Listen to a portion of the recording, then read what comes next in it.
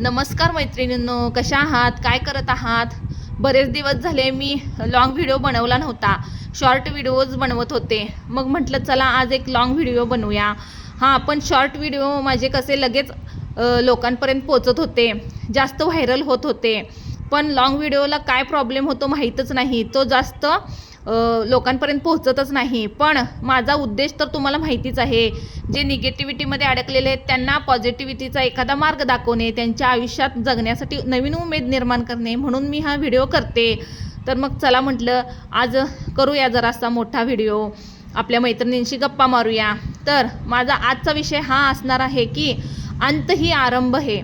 आता तुम्ही म्हणाल अंत ही आरंभ हे म्हणजे काय? तर बघा, ज्यावेळी आपल्या जीवनामध्ये सर्व प्रकारे आपल्याला संकटांना सामोरे जावे लागतं, आपल्या पाठीशी कुणीही उभं राहत नाही, आपली आर्थिक घडी पूर्णपणे विस्कटली जाते, मानसिक शारीरिक आपल्याला हानी होते, कोणताही मार्ग सापडत नाही, त्यावेळी आपण अगदी संपल्यात जमा असतो.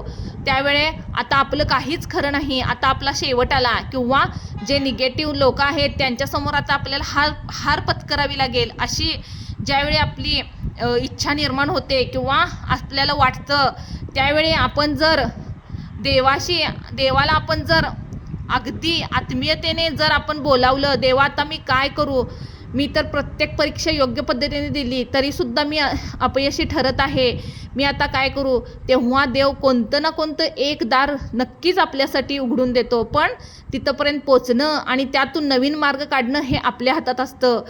पण आपले कर्म मात्र त्या पद्धतीने घडलेले असावेत. प्रत्येकाचं जर वाईट चिंतून, प्रत्येकाचं जर हिसकावून घेऊन, किंवा एखाद्याचं चांगलं होत असेल तर जळून आपण जर देवाचा धावा केला तर ते शक्य होणार नाही. देव आपल्या मदतीला कधीही येणार नाही, हे लक्षात ठेवा. म्हणून ज्यावेळी आपण सर्व प्रकारे कोलमडून जातो, म्हणतात ना, शेवटातूनच काहीतरी नवीन निर्माण होत असते. अंत ही आरंभ हे, ह्याचा हाच अर्थ आहे की आपण जेव्हा पूर्ण संपून जातो तेव्हाच आपण एखादी नवीन उभारी घेण्यासाठी परत उभा राहतो ना, नवीन काहीतरी करण्यासाठी. अगदी फिनिक्स पक्षीचं आहे ना, तो राखेतून जसं वर वर वर जातो, अगदी तसंच जी चांगली लोक असतात, चांगल्या व्यक्ती असतात, संवेदनशील व्यक्ती असतात, त्यांनासुद्धा ह्या निगेटिव्ह लोकांकडून संपवण्याचा खूप प्रयत्न केला जातो. पण आपणसुद्धा आपली जिद्द न हारता, अशा लोकांसमोर हार न मानता आपण जर काट्यातून मार्ग काढत गेलो तर आपण नक्कीच आपल्याला जिथं पोहोचायचं आहे तिथं पोहोचतो, हो ना. मग ह्यामध्ये आपल्याला परमेश्वराची सुद्धा खूप मोठी साथ लाभलेली असते. म्हणून कोणतंही संकट येऊ दे, आपण आपल्या देवाला सोडायचं नाही. आणि प्रत्येक वेळी आपण जर परमेश्वराकडे अपेक्षा करत बसलो, देवा माझं हे काम होऊ दे, देवा माझं ते काम होऊ दे, देवा माझं असं होऊ दे, प्रत्येक वेळीच आपलं कर्म चांगलं असतंच असं नाही. कारण आत्ताचे आपले कर्म चांगले असतील, पण गेल्या जन्मीचं पाप पुण्यसुद्धा आपल्यासोबत असतं ना. मग एखादी गोष्ट जर त्यावेळी घडली नसेल तर आपण आपल्या देवाला दोष देत बसतो. पण दोष द्यायचा नाही, कारण आपल्याला जे योग्य आहे तेच आपल्याला देवाकडून मिळत असतं, आणि ज्यावेळी मिळायचं आहे त्याच वेळी मिळत असतं. त्यामुळं पण आपला देव आपल्या पाठीशी आहे, आपल्याला प्रत्येक संकटातून तो बाहेर काढत आहे, ह्याचा आनंद आपण व्यक्त करायला हवं, ते आपण समाधानानं स्वीकारायला हवं, बरोबर ना. आपण म्हणतो हा व्यक्ती असा आहे तरी त्याच्या आयुष्यात एवढा आनंद आहे, हे फक्त मृगजळाचं जाळं असतं. कारण चुकीच्या गोष्टी करत गेल्यावर सुरुवातीला सगळं खूप चांगलं वाटतं, सगळं मनासारखं घडतं, पण ज्यावेळे ते माप ओलांडतं ना, ते चुकीचं माप भरतं, त्यावेळे वाईट कर्म संपूर्ण एकदमच उदयाला येतात आणि त्यात माणसाचा वाईट अंत होतो, बरोबर ना. म्हणून शक्यतो वाईट गोष्टीच्या मार्गाला लागलेलं कधीही अयोग्यच असतं. मग आता आपण जेव्हा इतरांबद्दल विचार करत असतो, सगळ्यांचं सगळं करावं असं आपल्याला वाटतं, सगळ्यांमध्ये आपण आपलं मन गुंतवतो, त्यांचे एखादे प्रश्न आपल्याला सोडवता येतील का हे पाहतो, आपण इतरांसाठी दुःख व्यक्त करून घेत असतो, तेव्हा आपण आपली पॉझिटिव्हिटी त्यांना सेंड करत असतो, किंवा आपली चांगली विचारसरणी त्यांना सेंड करत असतो. पण तो समोरचा व्यक्तीसुद्धा तसं आहे का हे आपल्या लक्षात येत नसतं. कारण आपण आपल्या डोळ्यावरती एक चांगुलपणाची पट्टी चढलेली असते. पण ह्या कलियुगात सगळीजण चांगले असतातच असं नाही, हे मी तुम्हाला आधीही बोललेले आहे. पण हे अनुभव घेतल्याशिवाय सुद्धा आपल्या लक्षात येऊ शकत नाही. मग आपण अशा व्यक्तींसाठी आपण खूप काही करत जातो, आपला अमूल्य वेळ आपण वाया घालवत जातो. मग आणि अशा व्यक्तींकडून जेव्हा आपले मन तुटते, त्यांच्याकडून आपली फसवणूक होते, तेव्हा आपण त्या क्षणापुरतं आपल्याला असं वाटतं की संपूर्ण सगळं संपून गेलं, पण आपल्याला आपल्या देव जेव्हा पाठीचे असतो त्यावेळे त्या संपण्यातूनच आपण काहीतरी नवीन निर्माण करत असतो. म्हणतात ना, संघर्ष म्हणजे यशाची पायरी आहे. अगदी तसंच जेव्हा आपण संघर्ष करतो तेव्हाच त्यातून काहीतरी नवीन निर्माण होत असतं.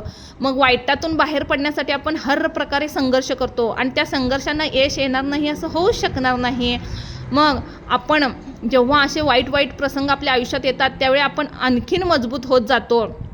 आपण इतकी कठोर व इतकी मजबूत होतो की आयुष्यात कोणत्याही येणाऱ्या मोठ्या प्रसंगाला आपण अगदी समजूतदारपणे व शांततेने तोंड देण्याची आपल्यात प्रवृत्ती निर्माण होते. आणि हेच तर आपल्या देवाला आपल्याकडून करून घ्यायचं असतं. कारण आपल्यासारखी साध्या मनाची माणसं ही नेहमी इतरांचा विचार करून इतरांवर अवलंबून राहण्याचा प्रयत्न करतात.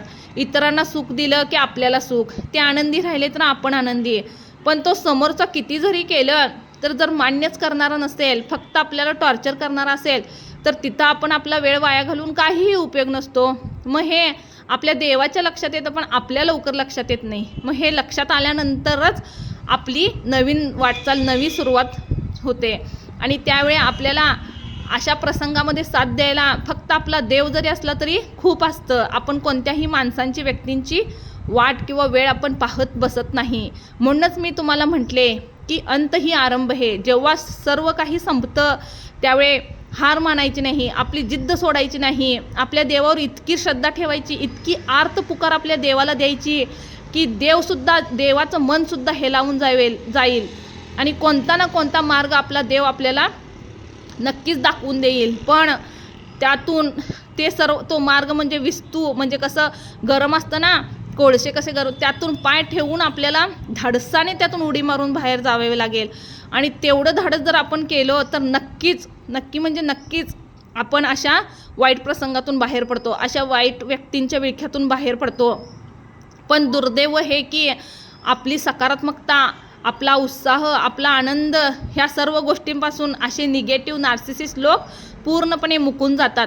आपल्यामध्ये असलेला आनंद, उत्साह कुठं जरी गेला तरी आपण आपल्यातला तो कमी करत नाही. कारण तो आपल्यात उपजतच असतो, तो निर्माण झालेला असतो. पाणी बघा, जसं विहीर खोदली तर ते पाणी कसं उमाळा फुटतो, अगदी तसंच ज्या माणसामध्ये आतून उत्साह आहे, आतून आनंद आहे, आतून सकारात्मकता आहे, तो कोणत्याही ठिकाणी गेला तरी ते पसरवतच राहतो. आणि ह्याच्या उलट जे निगेटिव्ह असतात, ते आतूनच नार्सिसिस्ट निगेटिव्ह असतात, ते कुठं जातील तिथे निगेटिव्हिटीच पसरवणार. आणि ज्यावेळी आपली सकारात्मकता त्यांना मिळायची बंद होते तेव्हा त्यांच्या आयुष्याला काहीच अर्थ राहत नाही. पण आपण जिथं जाऊ तिथं आपल्या चांगुलपणामुळं, आपल्या उत्साहामुळं नवीन राज्य आपण आपली निर्माण करतो. आणि आपण तिथे कोणतंही ते ठिकाण असू दे, अगदी काट्या कुराडातलं, वाड्या वस्तीतलं, कुठंही एखादी जरी आपण तिथं खोली बांधली किंवा त्या ठिकाणी गेलो, त्या राहण्याच्या ठिकाणी असू दे किंवा एखाद्या कुठल्यातरी इतर ठिकाणी, आपण तिथं आपल्या उत्साहाने, आनंदाने, सकारात्मकतेने तिथं सगळीकडे पॉझिटिव्हिटी निर्माण करतो आणि खूप छान वातावरण आपण निर्माण करतो. पण तेवढी सकारात्मकता, तेवढी पॉझिटिव्हिटी आपल्याकडे असायला हवी, तेवढी मजबूती आपल्याकडे असायला हवी. आणि हे निगेटिव्ह लोक मात्र आपल्या सुखाला मुकून बसतात, त्यांना आपल्यासारखं कुणीच भेटत नाही. मग उगीच असलेलं आयुष्य चाचपडत आपल्याला नावं ठेवण्यातच घालवतात आणि आयुष्यातल्या सुंदर क्षणांना मुकून बसतात. हो ना?